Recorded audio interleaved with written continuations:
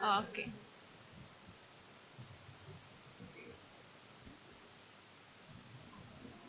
Oke. Assalamualaikum warahmatullahi wabarakatuh. Saya Yuli Andriani, saya Sekretaris Perhiptani DPD Kabupaten Jember. Dalam hal ini, kami perwakilan dari DPD Perhiptani Kabupaten Jember ingin sedikit sharing saja dengan teman-teman THL. Yang pertama terkait dengan surat dari Badan Penyuluhan dan Pengembangan Sumber Daya Manusia Pertanian tertanggal 23 Oktober perihal sosialisasi pelaksanaan sertifikasi kompetensi penyuluh pertanian bagi THL-TB Kementerian Pertanian. Jadi insya Allah nanti pelaksanaan tanggal 3 sampai tanggal 14 November 2020 dan calon peserta kegiatan tersebut meliputi THL-TB Kementerian Pertanian yang telah mengikuti tes CAT tahun 2019 dan lulus passing grade, berpendidikan lulusan SMA Pertanian, SMK Pertanian, atau SLTA non bidang pertanian yang sederajat sampai dengan diploma 2. Yang kedua, berpengalaman sebagai THL-TB Kementerian Pertanian yang dibuktikan dengan surat keputusan atau SK pengangkatan dari pimpinan instansi atau unit kerja pusat atau daerah. Yang ketiga, masih aktif sebagai THL-TBPP Kementerian Pertanian yang dibuktikan dengan surat keterangan dari pimpinan instansi atau unit kerja. Yang keempat, tidak pernah mendapatkan hukuman disiplin dari pimpinan instansi atau unit kerja. Yang kelima, selama pelaksanaan asesmen akan menerapkan protokol kesehatan dan pencegahan penyebaran COVID-19 sehingga secara mandiri peserta atau calon asesi dan asesor wajib membawa surat keterangan hasil rapid test yang dinyatakan non-reaktif. Dan apabila hasil rapid test dinyatakan reaktif, harus dilanjutkan dengan tes swab yang dinyatakan negatif. Selanjutnya, asesi dan asesor melaporkan kepada TUK atau tempat uji kompetensi sesuai wilayah masing-masing. Nah, berdasarkan dari surat itu, kami DPD Perhiptani Kabupaten Jember ingin sedikit mengulas apa sih sebenarnya yang harus dipersiapkan dalam sertifikasi kompetensi. Kalau boleh kita sedikit mengulik lagi ya terkait dengan 9 indikator keberhasilan penyuluh pertanian. Yang pertama, tersusunnya data peta wilayah. Mungkin teman-teman bisa sambil mengingat-ingat begitu karena namanya sertifikasi kompetensi itu tidak hanya memberikan atau menunjukkan barbuknya saja atau mungkin portofolionya saja, tetapi kita juga harus mengerti apa sih yang ada atau yang terkandung dalam portofolio itu. Yang kedua, terkait dengan indikator keberhasilan penyuluh pertanian, tersusunnya programa penyuluhan pertanian. Yang ketiga, tersusunnya rencana kerja tahunan penyuluh pertanian. Keempat, terdiseminasi informasi teknologi pertanian kepada pelaku utama. Yang kelima, meningkatnya kapasitas pelaku utama. Keenam, tumbuh kembangnya kelembagaan petani. 7, meningkatnya akses pelaku utama terhadap informasi pasar, teknologi, sarana prasarana, dan pembiayaan. Yang kedelapan, meningkatnya produktivitas dan skala usaha pelaku utama. Yang kesembilan, meningkatnya pendapatan pelaku utama. Itu adalah indikator keberhasilan penyuluh pertanian yang seharusnya kita sudah selalu berusaha untuk memberikan yang terbaik begitu kepada petani atau pelaku utama, pelaku usaha yang ada di wilayah binaan kita. Selanjutnya kita juga harus mengerti penyuluh pertanian ini sebagai profesi, ya, bahwa penyuluh pertanian kita harus memiliki pola pikir, ya, karena kita sebagai penyuluh pertanian kita harus mempunyai pola pikir yang fokus terhadap tupoksi penyuluh pertanian, ya, dan yang seharusnya tidak terbebani dengan tugas-tugas struktural, dan kita juga harus melakukan kunjungan dan supervisi ke wilayah binaan kita secara teratur, berkelanjutan, menumbuhkan dan mengembangkan kelembagaan kelompok tani. Jadi kita harus benar-benar fokus pada wilayah binaan kita. Selanjutnya, selain kita melaksanakan kegiatan-kegiatan yang ada di wilayah, penyuluh juga harus bisa dan selalu meningkatkan kompetensinya. Jadi kompetensi ini bisa melalui diklat, sertifikasi profesi seperti yang akan dihadapi oleh teman-teman THL, uji kompetensi untuk kenaikan jenjang jabatan, atau juga melalui BIMTEK atau workshop, seminar, atau apresiasi atau mungkin magang lah gitu. Jadi itu yang harus kita pahami dan kita lakukan sebagai penyuluh pertanian, karena kita sebagai sebuah profesi penyuluh pertanian. Dan selanjutnya terkait dengan tadi ya, kita harus dari salah satu indikator itu kita harus menyusun program penyuluh pertanian. Nah, program penyuluh pertanian ini apa dulu yang harus kita lakukan? Jadi yang pertama, kita harus melaksanakan identifikasi potensi wilayah. Ya, identifikasi potensi wilayah di mana di wilayah kita masing-masing kita bisa mengidentifikasi apa saja potensinya, apa saja permasalahannya, agar kita bisa memberikan solusi atau mungkin kita memberikan sebuah teknologi. Jadi kita nggak serta-merta sebagai penyuluh pertanian tiba-tiba atau ujuk-ujuk ini langsung memberikan materi ini, memberikan penyuluhan ini tanpa berdasarkan potensi, kita tahu potensi wilayah kita gitu. Baik dari IPW ya, kita nyusun setelah kita melaksanakan IPW, kita menyusun RAK gitu ya. Terus setelah dari RAK itu semuanya kita kumpulkan, misalnya dari beberapa kelompok tani, entah itu mungkin bisa panjenengan bisa lakukan dari masing-masing petani mungkin. Selama panjenengan melakukan penyuluhan atau mungkin melakukan kunjungan, itu jenengan bisa kok sambil menginput atau mungkin meminta masukan atau mungkin meminta apa sih permasalahan apa yang mereka hadapi begitu. Karena dengan kita tahu permasalahan apa yang mereka hadapi, terus potensi yang mereka miliki begitu, artinya kelemahan, kelebihan yang mereka miliki yang ada di wilayah kita itu, dengan begitu kita bisa membuat skala prioritas. Mana dulu nih masalah yang dihadapi oleh petani di wilayah kita.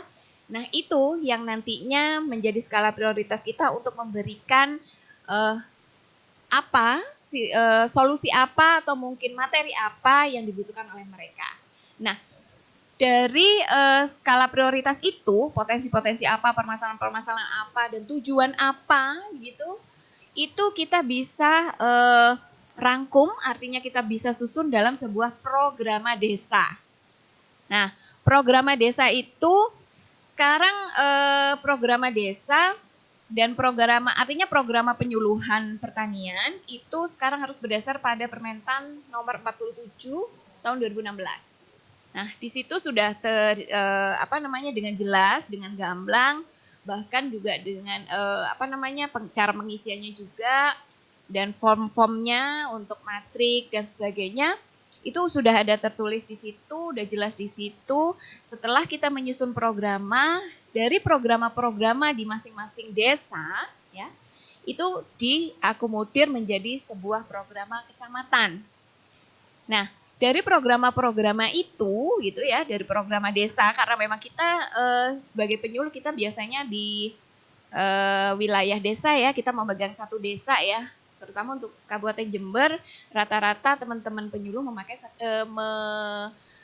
memegang satu desa. Nah, dari program desa itu kita bisa menyusun selanjutnya setelah menjadi program kecamatan, diakomodir menjadi program kecamatan, dan di program desa itu juga kita bisa menyusun RKTP, artinya rencana kegiatan penyuluhan pertanian tahunan ya. Tuh. Nah, itu kita di situ bisa menyusun seperti apa gambarannya ya. Dalam 1 tahun materi apa saja yang harus kita berikan kepada teman-teman petani, dengan media apa, dengan metode apa. Karena media, metode, dan materi yang mereka butuhkan itu tertuang ada di programa, begitu. Jadi apapun yang mereka butuhkan, keadaan, masalah, dan tujuan itu kan ada di programa desa. Nah, dari programa desa itu kita bisa melihat bahwa masalah apa atau mungkin contoh materi apa yang dibutuhkan oleh petani. Jadi misal nih dalam satu wilayah kita di desa kita lagi banyak serangan wereng. Oh, berarti materi yang dibutuhkan teman-teman petani adalah karakteristik wereng bisa, cara pengendalian wereng bisa, gitu. Jadi itu yang harus kita kita perhatikan. Jadi tidak serta-merta, pokoknya ini materinya, tanpa kita tahu apa yang mereka butuhkan, gitu. Makanya nanti saya juga akan sampaikan di akhir bahwa apa saja yang dibutuhkan untuk teman-teman THL yang patut harus dibawa pada saat akan melaksanakan sertifikasi kompetensi, gitu. Nah, dari RKP itu dan kita sudah menyusun materi dengan media dan metode yang tepat atau yang sesuai dengan sasaran, dengan kebutuhan pelaku utama atau petani kita yang ada di wilayah. Nah, dari situ setelah kita melaksanakan, kita wajib sifatnya harus mengevaluasi apakah yang sudah kita berikan kepada petani, apakah sudah terserap dengan baik, sudah diterima dengan baik oleh mereka, apakah sudah mereka melaksanakan apa yang kita anjurkan. Jadi kita harus bisa mengevaluasi apa yang sudah kita berikan kepada mereka. Jadi runtutannya bahwa dari programa kita menyusun ya, dari IPW terus kita menyusun programa, dari programa itu kita bisa tahu bahwa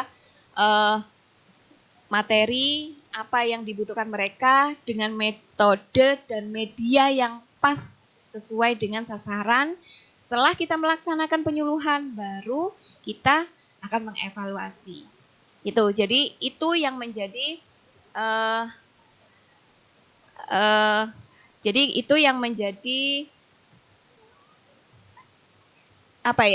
istilahnya yang menjadi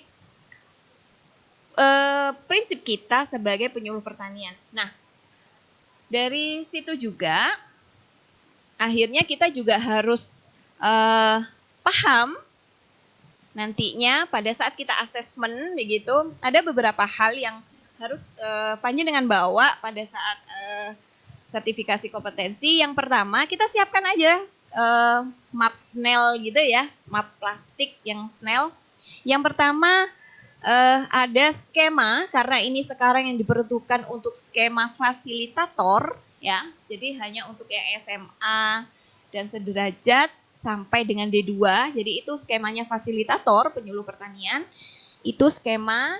Yang kedua SKKNI itu juga harus dicetak dan dimasukkan dalam Mapsnel itu. Setelah itu SK THL atau SK Kadis terkait dengan penempatan Wilbin. Jadi hal itu yang menunjukkan bahwa kita sampai detik ini kita masih sebagai penyuluh. Karena banyak dari teman-teman mungkin yang ada di luar Jember mungkin ya ada yang sudah berganti profesi, mungkin begitu. Jadi itu yang harus dibawa. Yang kedua, surat tugas atau rekomendasi ikut asesmen dari Kadis. Yang ketiga, programa. Lebih baik kita membawa program desa karena memang kita yang ada di wilayah desa. Kita memegang satu desa itu. Berikut juga mungkin ada surat tugas untuk penyusunan programa. Gitu ya. Yang keempat, LPM dan sinopsis. Artinya LPM dan sinopsis ini kan menunjukkan bahwa materi apa yang akan kita sampaikan, media apa yang akan kita sampaikan, dan metode apa yang akan kita pakai. Ya, materi apa yang kita sampaikan, media dan metode apa yang kita pakai pada saat akan penyuluhan gitu ya. Nah, LPM dan sinopsis ini juga harus linier, artinya jika memang kita mau menyampaikan terkait dengan wereng, berarti LPM dan sinopsisnya juga tentang wereng. Ya, begitu. Selanjutnya media penyuluh pertanian, artinya yaitu misal kita biasanya kalau kita lagi penyuluhan kita pakai leaflet. Yaudah leafletnya itu yang dibawa, gitu ya. Itu bawalah 3 sampai 5 lah contohnya karena saya yakin teman-teman ini pasti menyusun materi penyuluhan jika akan melaksanakan penyuluhan. Yang keenam, materi penyuluhan. Nah, itu yang saya bilang tadi bahwa jika memang ada leaflet atau mungkin brosur bisa kok dibawa itu. Jadi ada beberapa, mungkin paling enggak 3 sampai 5 judul lah. Itu dibawa ya. Terus yang selanjutnya mungkin foto kegiatan jika memang panjenengan lagi nih game itu dibawa di print ya, jangan HP-nya yang dibawa, print aja bentuk print-printannya. Jadi nanti asesornya nggak lihat HP-nya panjenengan tapi dibawa ya itu bentuk cetak ya gitu. Terus yang selanjutnya evaluasi. Jadi seperti yang saya bilang tadi, setelah kita melaksanakan penyuluhan kita wajib mengevaluasi. Nah, evaluasi itu juga dicetak dan dimasukkan dalam, jadikan satu semuanya berkas-berkas tadi dimasukkan satu dalam satu Mapsnel gitu, yang plastik saja terus dikasih nama gitu. Jadi itu aja yang panjenengan bawa dan pada saat nanti pendekatannya memang berupa portofolio dan nanti ada sedikit wawancara dengan asesor. Mungkin itu aja dari saya. Mungkin ada yang ingin bertanya atau mungkin ada yang kurang jelas. Mungkin gitu. Monggo.